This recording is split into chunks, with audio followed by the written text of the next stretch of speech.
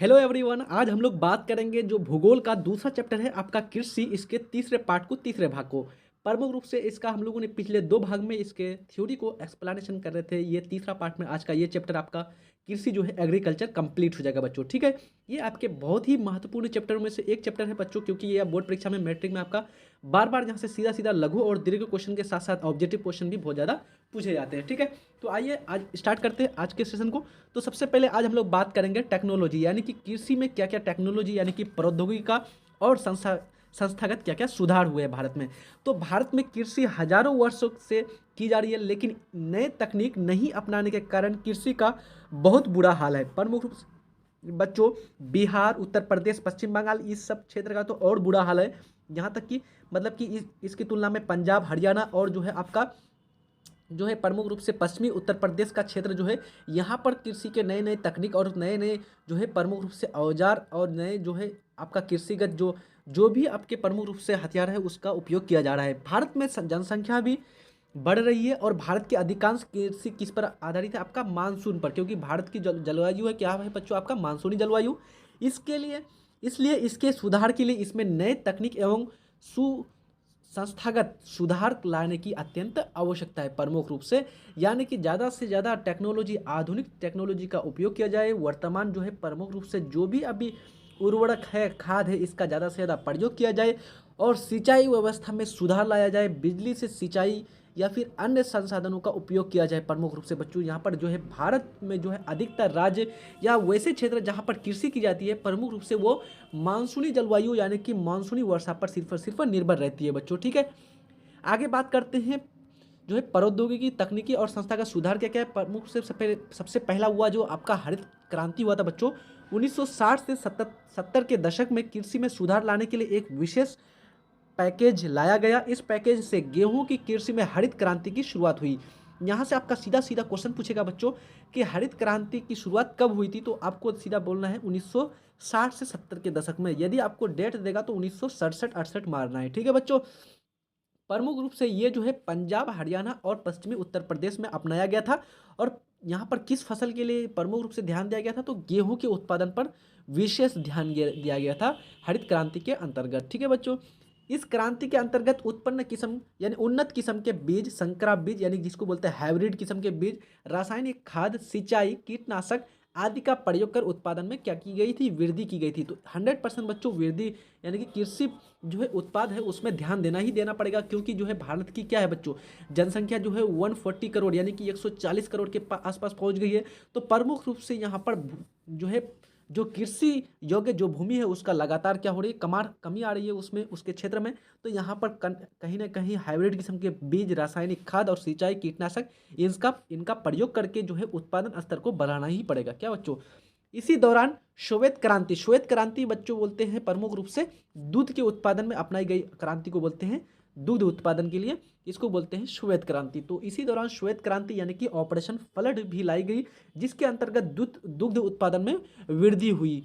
तीसरा है 1980 से 90 के दशकों में व्यापक भूमि विकास कार्यक्रम शुरू हुआ और इसमें संस्थागत तथा तकनीकी विकास कार्यक्रम पर विशेष रूप से ध्यान दिया गया। यानी कि भूमि विकास कार्यक्रम, और इसमें क्या ध्यान दिया गया? किस पर? कि प्रमुख रूप से तकनीकी विकास पर विशेष रूप से ध्यान दिया गया।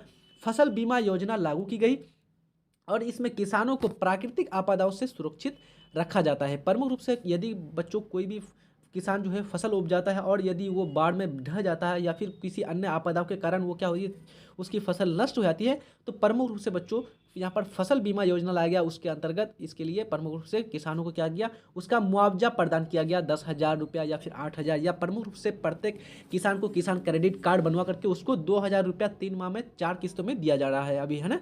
तो ये सारा चीज़ हुआ बच्चों। उसके बाद किसानों को कम दर में ब्याज देने के लिए ग्रामीण बैंक, सहकारी समितियां आदि की भी स्थापना की गई। यानी वैसे बैंकों की प्रमुख रूप से स्थापना की गई जो क्या करे? किसानों को कम दर पर ब्याज प्रदान करे, और प्रमुख रूप से ग्रामीण बैंक, सहकारी समितियां जो है इसके लिए स्थापना किया गया। और जो है बच्चों यानी कि बहुत ही कम दर पर ये क्या ऋण प्रदान करता है जो है किसानों को। उसके बाद जो है प्रमुख रूप से आगे क्या है कि कृषि के विकास एवं वृद्धि के लिए सरकार का कदम। तो भारत सरकार ने कृषि के विकास एवं वृद्धि के लिए इसके आधुनिकीकरण का क्या किया?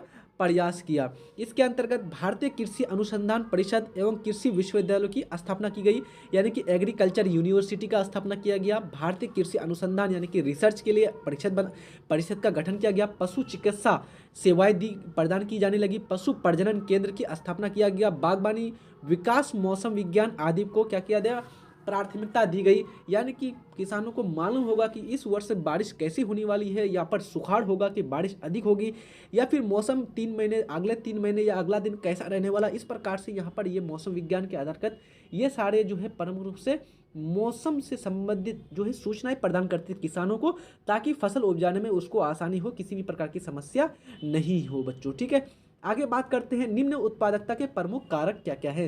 यानी कि भारत या बिहार या फिर किसी भी राज्य में प्रमुख रूप से निम्न उत्पादकता के जो यानी कि फसल की जो उत्पादकता कम हो रही है, इसका क्या क्या कारण हो सकते हैं। तो पहला कारण है जनसंख्या का कृषि भूमि पर निरंतर बढ़ता दबाव। लगातार जनसंख्या में वृद्धि हो रही है, तो इससे क्या हो रहा है बच्चों, लगातार कृषि योग्य जो भूमि है वो क्षेत्र आपका कम होता जा रहा है। अब कृषि योग्य जो क्षेत्र है, कृषि योग्य जो भूमि है उसमें लगातार कमी आएगी, तो 100% यहाँ पर क्या होगा, उत्पादकता में कमी आएगी, है ना।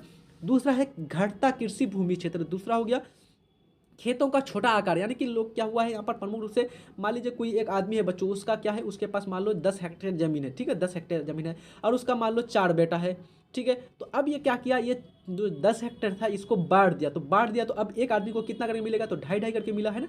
तो इस प्रकार से अब यहाँ पर 2.5 करके इसको बांट देना पड़ा, मतलब कि 2.5 हेक्टेयर एक आदमी के पास आया, एक हिस्से के मतलब कि आया एक आदमी के हिस्से में। तो प्रमुख रूप से फिर इसका पीढ़ी आएगा, आगे आएगा, फिर इसका प्रत्येक 4 का मान लो 2-2 करके ही या 1-1 करके बेटा ही या फिर कुछ भी हुआ बच्चों इसका प्रमुख रूप से, तो यहाँ पर फिर ये बंटवारा हो जाएगा। तो ये क्या हो जाएगा बच्चों, प्रमुख रूप से जो है खेतों का जो आकार है वो घटता चला जाएगा, बहुत ही छोटा हो जाएगा, और वो उसमें कृषि करना बहुत ही मुश्किल हो जाएगी बच्चों। ठीक है, चौथा है सिंचाई की कम और अनुचित सुविधाएं, यानी कि जो सिंचाई की जो सुविधा है प्रमुख रूप से वो सही नहीं है और अनुचित है, यानी कि जो है प्रमुख रूप से अभी जो है पंपिंग सिस्टम आ गया है, बिजली द्वारा सिंचाई या फिर अन्य जो है संसाधन आ गए प्रमुख रूप से, लेकिन उसका उपयोग नहीं किया जाना, ये क्या है बच्चों, निम्न उत्पादकता प्रमुख कारक है। पांचवा है मानसूनी वर्षा की अनिश्चितता, यानी कि जो है भारत में प्रमुख रूप से भारत की जलवायु कैसी है, मानसूनी है, और भारत में वर्षा कौन कराती है बच्चों, मानसून ही। तो प्रमुख रूप से ये जो है मानसूनी वर्षा है, इसकी अनिश्चितता, यानी कि ये कभी भी स्टार्ट हो जाती है, कभी कभार जो है मार्च अप्रैल के महीने में ही शुरू हो जाती है, कभी कभार जो है सीधा सीधा अगस्त सितंबर पूरा का पूरा यानी कि धान का फसल जो है कट जाता है उसके बाद शुरू होता है। तो यहाँ पर क्या हो गया है, मानसूनी वर्षा जो है इसकी अनिश्चितता हो गई है। किसी वर्ष में इतनी बारिश हो जाती है कि पूरा ढह देता है फसलों को, किसी वर्ष ऐसी बारिश मतलब कि बारिश का कोई बात ही नहीं रहता है यहाँ पर, यानी कि पूरा पूरा सुखाड़ हो जाता है। तो इस प्रकार से यहाँ पर जो है प्रमुख रूप से कृषि करना क्या हो गया है, एक जुआ के खेल जैसा हो गया है। छठा है कृषि योग्य भूमि का निम्नीकरण, यानी कि प्रमुख रूप से क्या हो रहा है बच्चों, लगातार कृषि योग्य भूमि पर लगातार यानी कि जो है उर्वरक खाद कीटाणुनाशक जो है इस प्रकार से जो है यूरिया डीएपी पोटास इस प्रकार के जो है रासायनिक उर्वरकों का प्रयोग किया जा रहा है। तो इससे क्या हो रहा है, लगातार भूमि का जो उर्वरा शक्ति है उसमें लगातार कमी आ रही है। तो अब यहाँ पर क्या करना पड़ेगा, उसके स्थान पर जो है प्रमुख रूप से जो जैविक खाद है बच्चों, जो जैविक खाद है पशुओं के जो है आपका प्रमुख अवशिष्ट है वो उसके लिए यानी कि उसको बढ़ावा देना चाहिए, तब यहाँ पर क्या होगा, उत्पादकता में वृद्धि आएगी।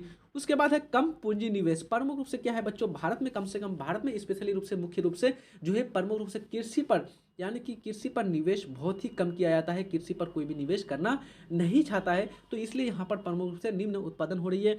आगे है आधुनिक कृषि तकनीक, कृषि का सीमित उपयोग, यानी कि जो है प्रमुख रूप से जो आधुनिक कृषि तकनीक है यानी टेक्नोलॉजी है, इसका जो है प्रमुख रूप से कृषि के लिए बहुत ही कम उपयोग किया जा रहा है। यह भी निम्न उत्पादकता का प्रमुख रूप से एक महत्वपूर्ण कारक है।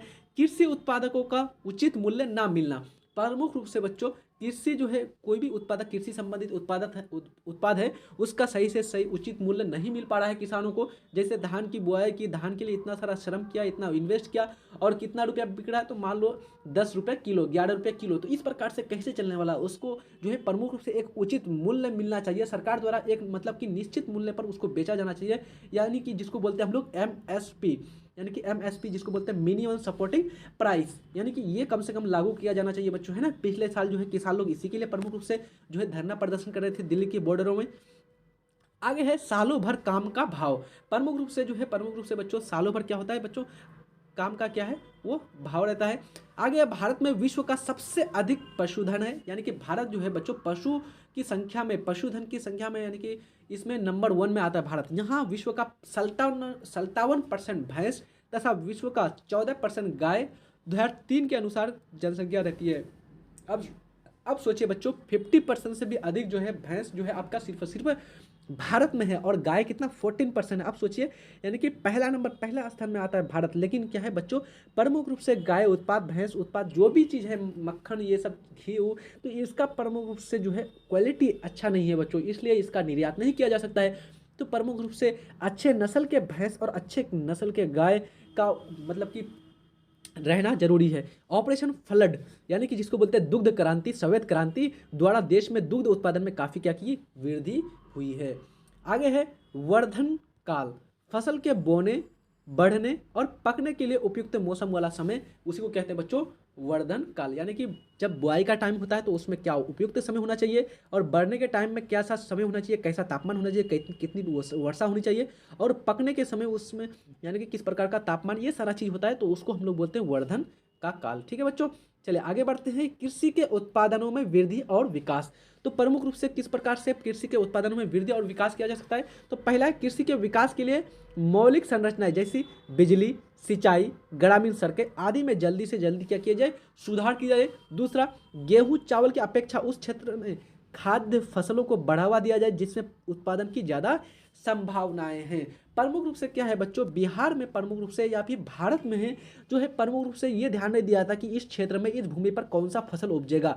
लोग क्या करते हैं, ज़्यादा से ज़्यादा अपना पेट भरने के लिए ज़्यादा से ज़्यादा चावल उपजाते हैं या फिर आपका गेहूँ उपजाते हैं, जबकि वो खेत या वो भूमि चावल योग्य है ही नहीं है। जब वो खेत, उस खेत में चावल नहीं उपजाया जा सकता है, मतलब कि ज़्यादा चावल उत्पादन होने की संभावना नहीं है या गेहूं उत्पादन होने की संभावना नहीं है, लेकिन फिर भी लोग क्या करते हैं, ज़बरदस्ती उसमें चावल यानी कि धान की खेती कर लेते हैं, गेहूं की खेती कर लेते हैं, जबकि वो खेती, वो जो है प्रमुख रूप से वो जो क्षेत्र है, खेत है, प्रमुख रूप से मक्का, ये अन्य फसलों के लिए प्रमुख रूप से प्रसिद्ध है।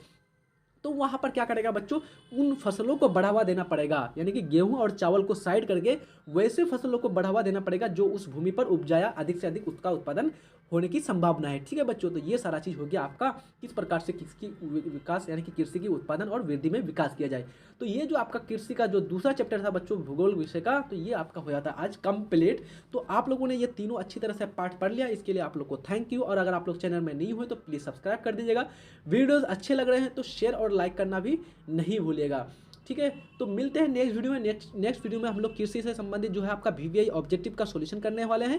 तो प्रमुख रूप से उसको भी आप लोग बने रहिएगा, उसमें भी आप लोग प्रैक्टिस कर लीजिएगा, ताकि आप लोग को पता चल जाएगा कि कौन कौन सा प्रश्न आपका प्रमुख रूप से बोर्ड परीक्षा में आया हुआ है या फिर आप लोग को पूछा जाता है बार बार। और उसके बाद फिर हम लोग इसके शॉर्ट और लॉन्ग क्वेश्चन को भी सॉल्यूशन करेंगे, उसका भी हम लोग देख लेंगे अच्छी तरह से। तो पढ़ते रहिए अच्छी तरह से, मिलते हैं नेक्स्ट वीडियो में, तब तक के लिए जय हिंद, धन्यवाद।